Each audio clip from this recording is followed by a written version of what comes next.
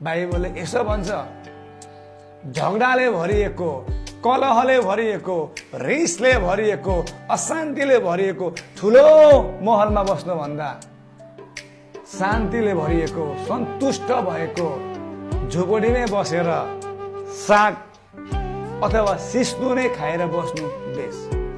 यो भन्दै गर्दा बाइबलले के भन्दैछ कि शान्ति भन्ने कुरा चाहिँ नि यो संसारको मेटेरियलमा, यो संसारको थोकमा, यो सुन र चाँदीमा, यो रुपैयाँ र पैसामा, यो ठुल्ठुलो बङ्गलामा, महँगो महँगो कारमा कतै पनि छैन। त्यो तपाईँलाई मैले घरमा नबस्नुहोस्, घर नबनाउनुहोस्, गाडी नकिन्नुहोस्, मोबाइल नकिन्नुहोस् यो पनि भनेको होइन। तर मैले यो चाहिँ भन्नु खोजेको, जब मान्छे चाहिँ नि आफ्नो हृदय चाहिँ परमेश्वरमा स्थापित गरेको हुँदैन भने, जब मान्छेले चाहिँ आफ्नो हृदय चाहिँ नि परमेश्वरमा भरोसा गरेको हुँदैन भने नि त्यो मान्छेको लाइफमा कहिल्यै पनि सन्तुष्टि आउन सक्दैन।